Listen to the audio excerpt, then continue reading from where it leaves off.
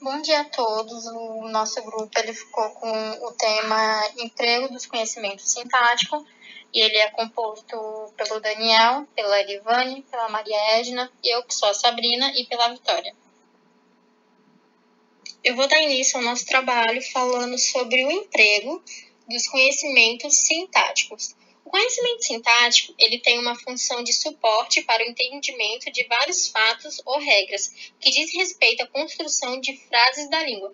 Sendo assim, o conhecimento sintático ele refere-se ao conhecimento relativo da estrutura interna das frases, ou seja, a ordem pela qual as palavras podem ou devem ocorrer, e as combinações entre as palavras. No modo escrito, em um nível claramente explícito, o conhecimento sintático inclui também o conhecimento sobre pontuação. Sendo assim, no português é estimado que sempre haja um certo domínio sintático para que se possa entender os preconceitos de concordância, regência e colocação. E qual a necessidade da gente saber disso? Para que saber disso? Então vamos lá. Sem o conhecimento sintático, não há como entender, por exemplo, que um certo verbo, ao pedir um complemento direto, ele tem um significado, e com um complemento indireto, ele tem outro significado. Como no caso, eu posso dar o exemplo do verbo assistir. E da mesma forma, é sempre possível que a gente cometa um erro de concordância, se não estivermos atentos à relação sujeito, que é o quê? O verbo que ocorre em qualquer oração. E aí, a análise sintática, ela nos ajuda a compreender melhor as possibilidades de estrutura das frases dentro do nosso idioma. E esse conhecimento, ele nos permite elaborar mais adequadamente as nossas próprias frases e também compreender com mais clareza o que ouvimos ou o que lemos. Então, o que acontece? A síntese, ela é considerada como o princípio construtivo de toda a língua, que se revela por meio das frases que as constituem, e que se chega ao principal uso do conhecimento sintático, que é qual? O uso da averiguação do grau de gramaticalidade dessas frases, que são responsáveis pela qualidade de expressão linguística do texto. E é por isso que se faz necessário entender, porque é esse tipo de conhecimento que nos permite a verificar a qualidade da construção das nossas frases e principalmente no discurso escrito. Bom dia. Dando continuidade à apresentação do trabalho, abordaremos agora o tópico construção de frases no texto. As frases com estrutura sintática comprometida levam a falta de clareza no enunciado. Isso ocorre quando o SVC, ou seja, aquele sistema de sujeito mais verbo, mais complemento, mais circunstância, se encontra alterado, ou então por ele não poder ser identificado na frase. Um exemplo do SVC alterado é isso que a gente pode observar no slide. Neste mundo consumista, é responsável por uma série de distorções de valores. Nesse exemplo, nessa frase, confundiu-se o adjunto adverbial, neste mundo consumista, com o sujeito. O predicado da frase deveria concordar com o sujeito, que também deveria ser expresso, como nesse exemplo correto. Este mundo consumista é responsável por uma série de distorções de valores. Ou seja, no primeiro exemplo, falta clareza na frase. E então, já que a gente falou de clareza, vamos discorrer um pouco sobre a clareza textual. Escolhendo um vocabulário adequado, uma boa pontuação e construções sintáticas bem ordenadas, isso tudo ajuda para a clareza textual. Nesses dois exemplos que eu vou mostrar em seguida, vai dar para perceber como a clareza textual está relacionada à coerência e à coesão. Esses dois recursos, eles são assim, imprescindíveis, eles não devem faltar para ser criado um bom texto. Então vamos aos exemplos. Em âmbito nacional, o assunto valorizado, debatido e questionado garante a integridade física e moral do sexo feminino. O outro. Achando dessa maneira a velhice pode ser apenas o acúmulo de conhecimento e sabedoria e não o fim do mundo. querendo dar fim à sua própria vida e ainda achando-se inútil a todos. Esses dois enunciados são exemplos verídicos tirados de redações escolares mesmo.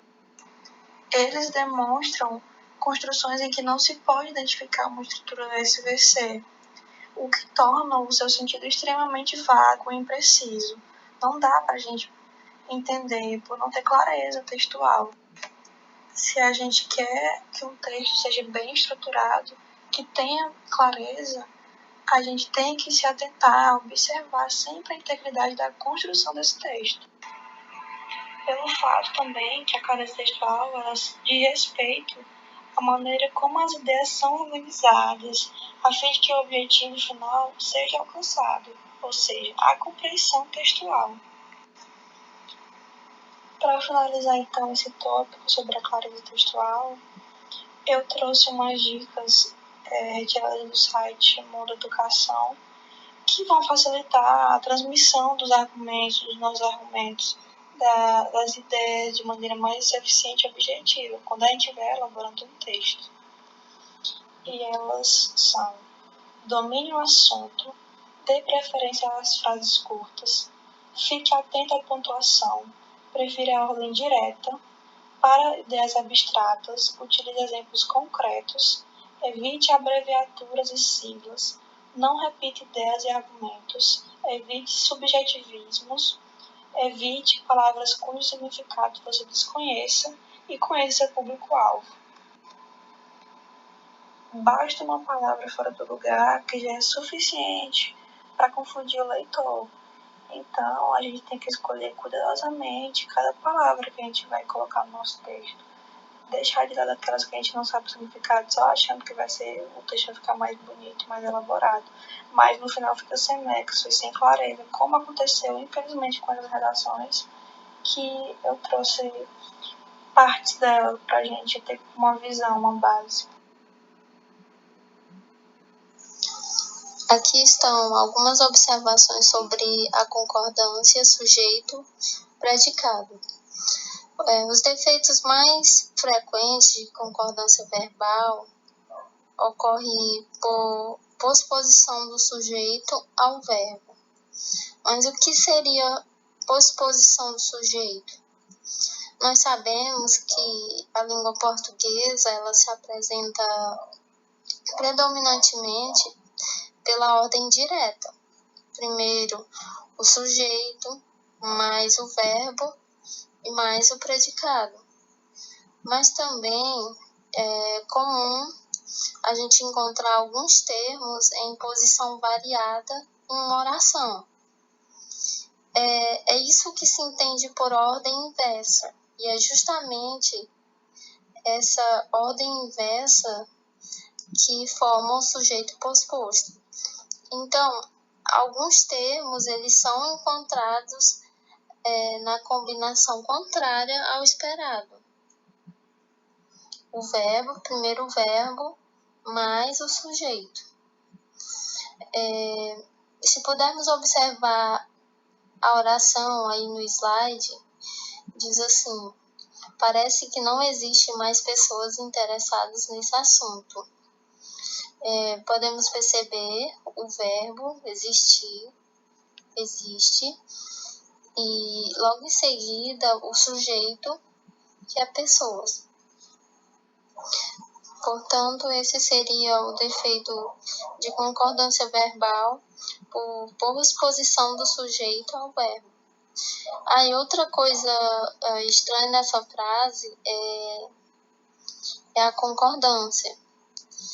Se não há mais pessoas interessadas nesse assunto, então o verbo ele deveria estar no plural.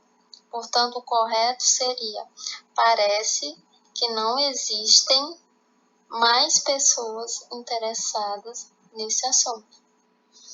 Outro defeito que podemos encontrar também, defeito de concordância, é quando o sintagma nominal que constitui o sujeito ele é extenso ou que o núcleo está distante do verbo.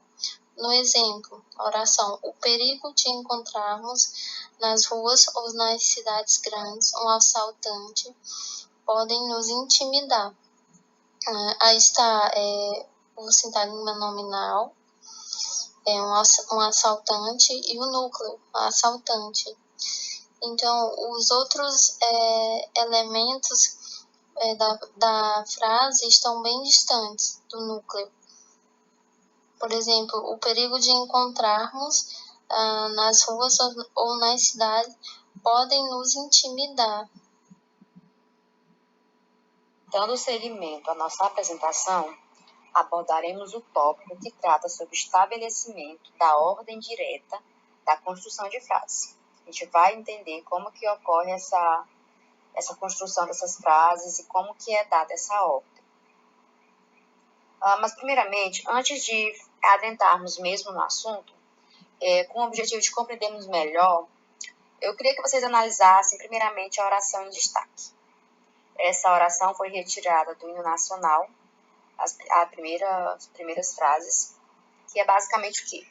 Ouviram do Ipiranga as margens plácidas de um povo heróico brado retumbante. Agora, eu pergunto para vocês, o que vocês entenderam sobre essa frase? Provavelmente, a resposta que vocês me dirão seria nada. Mas isso tem uma explicação. Por quê? Para a gente falar sobre essas construções, é necessário a gente entender uma figura de linguagem chamada hipérbato. Hipérbato, ele surgiu para quê? É como se fosse uma figura de linguagem com o objetivo de incluir a licença poética, incluir um estilo de escrita, onde faz jus aos jogos de palavra. De forma alguma é considerada errada, ela é basicamente uma figura de linguagem. Tá, a gente já falou sobre o hipérbato, basicamente, mas a gente quer saber, afinal, qual seria a ordem direta da oração anterior, que no caso, a primeira frase do hino nacional. Ouviram do Ipiranga as margens plácidas de um povo heróico brado e retumbante. Como a gente sabe que a fórmula ideal das frases é sujeito mais verbo mais complemento ou predicativo. Para a gente fazer essa análise, necessita que a gente saiba desses conceitos sintáticos. Basicamente, quando eu falo aqui, ouviram do Ipiranga as margens plácidas de um povo heróico brado e retumbante, devemos reconhecer qual é a classificação de cada palavra. As margens plácidas, eles vão funcionar como um sujeito da oração, porque é dela que a frase está se tratando, é dela que está se falando. Então, as margens plácidas, ela assume uma posição de sujeito simples, porque apresenta apenas um sujeito. No caso, margens. Quando a gente pega o ouviram, ele acaba sendo um verbo. Então, a gente já está seguindo a ordem na ordem direta, que é a nossa fórmula, que é o quê? Sujeito, verbo. Então, primeiro a gente tem o sujeito, as margens plácidas do Ipiranga. E logo em seguida a gente tem o verbo ouviram. E logo após, a gente tem o complemento ou predicativo, que é o brado retumbante de um povo heróico. Então, quando a gente faz a construção, quando a gente transpõe, a gente tem uma ordem direta. Mas quando a gente tem essa imagem, essas frases um pouco mais embaralhadas, com jogos de palavra, a gente aplica uma figura de linguagem, que a gente vai falar sobre o hipérbato. O hipérbato nada mais é que uma figura de sintaxe, ou então simplesmente de linguagem. O que é que vai acontecer? Ela ocorre uma transposição ou a inversão da ordem natural das palavras de cada oração. Isso geralmente para efeito estilístico, para cada um tem seu estilo de compor as palavras. E ela resulta basicamente o quê? Em uma separação entre um elemento e outro do mesmo sintagma. Vamos ver aqui. A gente já sabe que o núcleo da oração é composto por sujeito, verbo, complemento ou predicativo. Um exemplo dessa forma direta é o quê? A menina conhecia muito bem cada uma de suas amigas. A menina, ela basicamente vai assumir a posição de sujeito. Conhecia, assume a posição de verbo. E cada uma de suas amigas vai assumir a posição de predicativo. Então, se é o hipérbato, a gente sabe que é uma transposição desses sintagmas, basicamente a gente vai fazer o quê? A gente vai pegar a parte que trata sobre o sujeito e vai colocar ela modificar a sua posição. Se antes estava no início, ela passa a ir para o final. Se estava no final, passa a ir para o início e vice-versa. Então, basicamente, é isso o hipérbato. Um grande exemplo do hipérbato que a gente falou foi sobre o hino nacional, que a gente vai falar um pouquinho mais a seguir. E dentro desse hipérbato, ele também trata sobre duas especialidades bem distintas. Que a primeira é a anástrofe. A anástrofe nada mais é que também uma figura de linguagem decorrente do hipérbato, que ela vai ocorrer o quê? Ela vai ocorrer uma transposição também, mas isso quando o adjunto adnominal, composto por preposição, mais o substantivo, ele é anteposto ao próprio substantivo que ele está qualificando. Vamos trazer, por exemplo, aqui para ficar mais fácil. Ela não podia suportar a dor da manhã. Esse a dor, ele vai funcionar como o quê? Como um substantivo. E o da manhã, que está grifado em amarelo, ele é o quê? O próprio adjunto adnominal, composto pela preposição da, que é uma declinação do de mais o artigo a. Então, ele dá na preposição da. Quando ocorre essa transposição, a gente pega o quê? O adjunto adnominal acompanhado da preposição e antecipa ele ao substantivo que ele próprio está qualificando. No caso aí a gente tem a dor. Então, como que ela vai ficar? Ela não podia suportar da manhã a dor. Então, perceba que o adjunto adnominal veio à frente do próprio substantivo denominado dor. Então, quando ocorre isso, a gente tem a figura de linguagem chamada anástrofe. Além da anástrofe, a gente também tem a síncese. A síncese ela é também uma decorrência do hipérbato, só que de uma forma um pouco mais violenta. Por quê? Essa inversão ela produz um não entendimento ou até mesmo uma ambiguidade do enunciado. É o que a gente traz para cá, para as primeiras linhas do hino nacional. Ouviram do Ipiranga as margens plácidas de um povo heróico brado retumbante. Aí se constitui basicamente de um hipérbato muito prolongado. E por ele ser esse hipérbato prolongado, ele acaba se inserindo na figura de linguagem síncese. Além das primeiras linhas do hino nacional, a gente também tem um trechinho da obra Os Lusíadas de Camões. Porque essas honras vãs, esse ouro puro, verdadeiro, valor não dão a gente. Então, quando a gente pega esse pequeno trecho e a gente avalia, a gente vê que ocorre essa inversão, só que de forma muito violenta e acaba prejudicando o entendimento e dando uma ambiguidade ao sentido. E quando a gente pega essa frase, que é constituída de síntese, e transforma ela para a forma direta, que é composto pela nossa forma original, que fica na seguinte forma: porque essas horas vãs, esse ouro puro não dão um verdadeiro valor a gente. Então, a gente vê que já completa o sentido, simplesmente por a gente trazer para a forma direta. Para finalizar a apresentação, falaremos sobre o emprego correto das vírgulas. Existe uma importância da vírgula na língua portuguesa em função da sintaxe de construção das frases, ou seja, do arranjo, para ficar bem melodiosa, e da colaboração de termos essenciais, integrantes e acessórios das orações.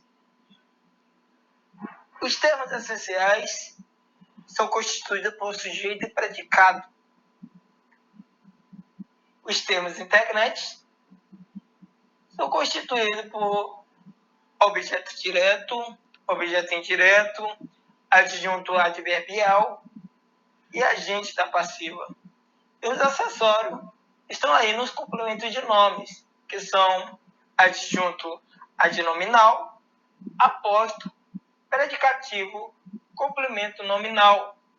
Temos aí o vocativo, que é um termo independente da oração. Na nossa língua portuguesa, temos uma ordem natural, que é sujeito mais verbo mas complemento. E que as palavras, quando usadas na ordem direta, não precisam de vírgula. Então, não precisa-se de vírgulas quando temos esses elementos em sequência, que são sujeito, verbo e complemento, conhecido como CVC. Mas com base nesse princípio, chega um momento que os acessórios entram na frase, fazem parte da frase. É impossível não ter acessórios em uma frase. E muitas vezes está no meio, muitas vezes está no final, e às vezes está antes desses elementos, que é sujeito, verbo e complemento. E vai aparecer vírgula na frase quando isso acontecer. Veremos. Quando vemos a frase em seguida que diz: e, além disso, as circunstâncias atuais são outras. Aparece o verbo, são. O que é que são? As circunstâncias atuais, demonstrando assim o sujeito. E aí, em seguida, vem um complemento que é outros. Porém, temos um termo acessório aí que antecede o sujeito, que é e, além disso. A outra frase, em seguida, diz: meu filho quase sempre à tarde estuda piano. Veremos o verbo. Estuda. Quem estuda? Meu filho estuda o piano. E aparece esse termo acessório quase sempre à tarde. Então, vírgula antes, vírgula depois. Porém, veremos que entre verbo e complemento não há nenhuma vírgula. A outra frase é: dado o sinal, todos saíram apressados da sala de aula. Veremos dois acessórios em lugares diferentes na frase. O verbo saíram. Quem saíram? Todos. O complemento da onde? Da sala de aula. Porém, temos aí dois termos acessórios, que é dado o sinal e apressados. Por isso, há uma vírgula, tanto dado o sinal, como também apressados, está entre vírgula. E a pessoa pode até dizer: mas por que tem vírgula aí? Se não pode haver vírgula entre esses elementos CVC? Mas é porque aparece um termo acessório aí no meio. Apressados, por exemplo. Todos saíram apressados. Se não tivesse apressados, ficaria todos saíram da sala de aula, sem nenhuma vírgula. Porque não pode haver vírgula, como já foi dito. Veremos também a frase em seguida que diz: o empresário comunicou que, apesar de contrariado, atenderia os funcionários. Veremos o verbo comunicou. Quem comunicou? O empresário. O quê? Que atenderia os funcionários. Complemento do verbo. É importante ver que o apesar de contrariado, se não tivesse nesse lugar, não haveria nenhuma vírgula nessa frase. A pessoa pode dizer: mas a vírgula não é no lugar onde respiramos. Não, daí é coisa lá de ensino fundamental menor e maior, mas não necessariamente. Ficaria sem vírgula. O empresário comunicou que atenderia os funcionários. Ponto. Sentido completo. CVC. Sujeito, verbo e complemento. Entenderam? Espero que sim. E é interessante perceber aí também que o termo acessório está dividindo o complemento. O quê? Do atenderia o funcionário. E sendo assim, finalizamos a nossa apresentação. Obrigado pela atenção de todos vocês que ficaram até o final desse vídeo.